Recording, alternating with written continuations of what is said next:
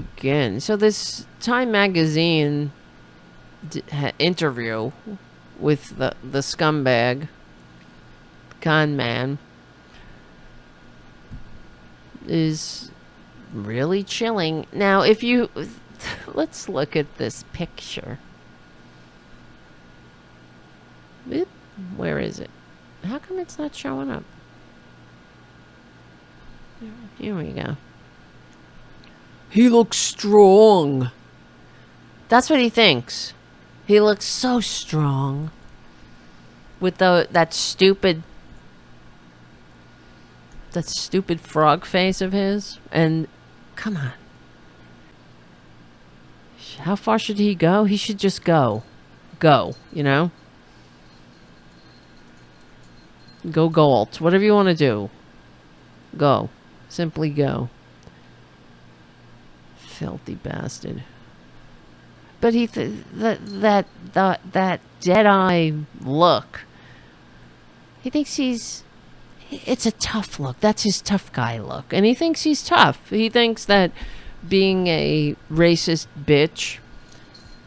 But first, he thinks that's tough. But how do you think licking dictators' balls all over the world, that's tough? That's tough. You think it's strong.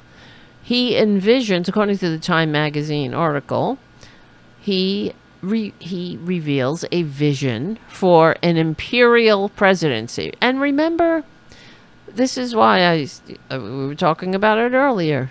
How it's not, he's the symptom. He's not the cause. He's the effect. But all back during George W. Bush, how Republicans were talking about the unitary executive. Remember that? And I remember Mike Malloy talking about it, saying how that sounds like king to me.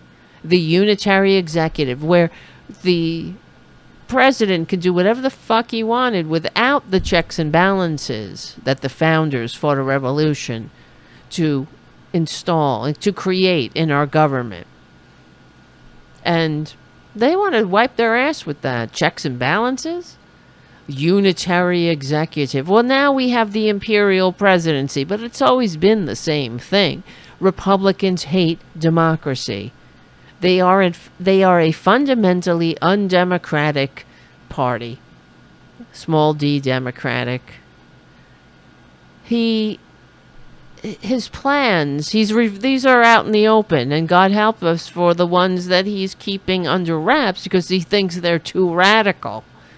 That's the other thing. He likes to, he first of all, he thinks that the assholes who cheer him, this is what they want. That's why he's doing it. Not only that, he's a weak-ass bitch. He can't function in a democracy. He is weak. He can't build coalitions. He can't get on the phone and talk to people, except to threaten them. To send his mob after them. That's all he can do. He's not fit to hold leadership positions in a modern nation. He can't do it. That's why he wants to be a king, because he's weak. He can't exist in the paradigm of a democracy. He can't exist. He doesn't know how to do it. That's why he thinks democracies suck. He's a dirtbag. I don't know. I like his policies. I'm not sure. I'm an undecided voter. I like his undecided. How dare you? You dummy. What do you mean you're undecided? I haven't seen enough mass graves in America. The last time we had it, how ironic, the last time we had mass graves in America was in 1860s. And here are the Republicans trying to drag us back to the 1860s, actually inflicting the same laws on us from the 1860s and more. I mean, it's just so It's so sweet. Oh, God. If reelected in 2024 with plans, his plans include mass deportations, reshaping law enforcement, meaning, police state, because Republicans hate the police, you understand? As January 6th is a testament to. They hate they always say, oh, we blue lives matter, support the police. They hate the police. They like the police state. And shame on all those cops that this piece of shit uses as a backdrop. Shame on them. They don't have to be there. Shame on them. They should be ashamed. If they had the capacity to shame. For shame. He wants to alter foreign policy, meaning get us out of NATO. Let authoritarians rule the earth. Just stomp all over Europe again. This tiny little bitch who had this is what I saw. Such a disgrace when he went over to Normandy, the 75th anniversary of the Normandy invasion. This draft dodging, bone spur, goddamn little salute, fake ass fucking patriot. How dare he go over to Normandy and sit there and then in front of a backdrop of tombstones of our fellow Americans who gave their lives on foreign soil fighting fascists like him. He sits there going, nervous Nancy. Oh, I like his policies. He's just like me. He hates America just like me. He's a child. He's a freaking perpetually victimized child just like me. Oh, God. Altering foreign policy and a shift towards authoritarian measures. I don't know. I'm undecided. I'm an undecided voter. I'm so sick of it. I swear to God, I'm going to scream the next time I hear anyone on the corporate media stick a freaking microphone into any one of these stupid undecided voters' faces and they say, I don't know, I might choose Donald Trump. I like his policies. And they say nothing.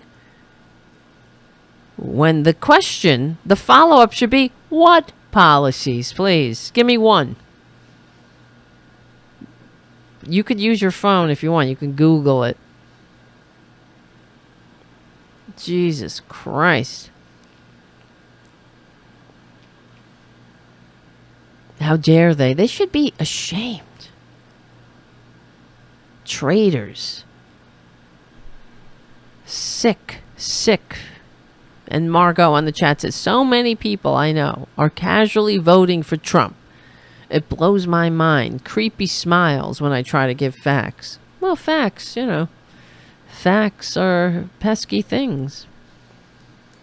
They want that back. What are you talking about? Just the fact that somebody left the Oval Office with 1 million corpses in his wake. No one killed more Americans than Donald Trump.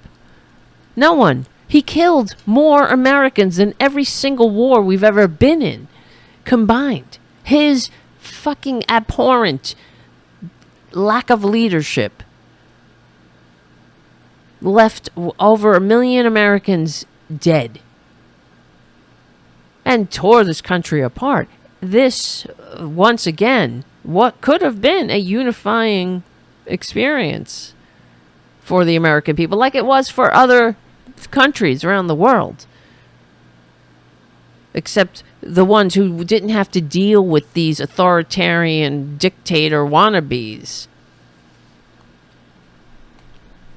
They had in other countries. That's why they were able to get it under control without leaving millions in their dead in their wake, without having to endure the fucking tedium of these morons having meltdowns everywhere they went. If somebody told them to put on a mask, then they'd shit their diapers, the plane would be held up, or they'd have a goddamn conniption on go into a goddamn supermarket. You can't put a piece of cloth on your face. How dare you? Freedom! Like the frickin' William Wallace. They think which they know nothing about history anyway. They think Braveheart is goddamn documentary. I hate them. Legally and peacefully. I mean, it could have been a unifying experience for the country. We're in this together. We don't leave people behind. The reason we wear masks is because we're trying to stop the spread of the virus, so our fellow Americans on the front lines can get a day off now and then. They don't have to work 16-hour days, 7 days a week until they drop. But Republicans don't give a shit about their fellow Americans. The fact that our nurses and doctors had to wear garbage bags. They didn't have the equipment because of him. Because of con man. The lack of leadership. Oh, look to yourselves. Yeah, get what you can. Oh, you need respirators? Fucking, I don't know. Whatever. It's not like the federal government has anything to do with this goddamn pandemic. Of course it does. But he sucks. He doesn't know how to lead. He's not a leader. He's always been a follower. Look at everything he's ever done. That's the other thing. They were like, oh, he's a businessman. No, he's a fucking grifter who took other people's scams and failed at them. Oh, he put his name on buildings. Whoopee doopie. What did he ever innovate? What did he ever create? Oh, he came up with a magazine. He did a multi-level marketing vitamin scam. Oh yeah, what a businessman. What a businessman. He's a fucking grifter. Excuse my language, but it's after 10, so he's a grifter who never created anything. He never changed anything. He's a real estate. He did some real estate. Well, he built some shitty buildings that'll collapse. Sometimes I love history, as you know, and I look at in documentaries. I haven't seen the ruins of Egypt with my own eyes, or in Rome, and I think about those amazing buildings, what they must have looked like in their prime, of course. And sometimes when you go online, they do reconstructions and what they did look like, and it's pretty marvelous. But I'm sure the people who were living in those times could never imagine the future. Just a mere 2,000 years later, the rubble that these buildings would fall to. That's Trump. You understand? Because he built his shitty buildings, and I feel bad for the people that live in them.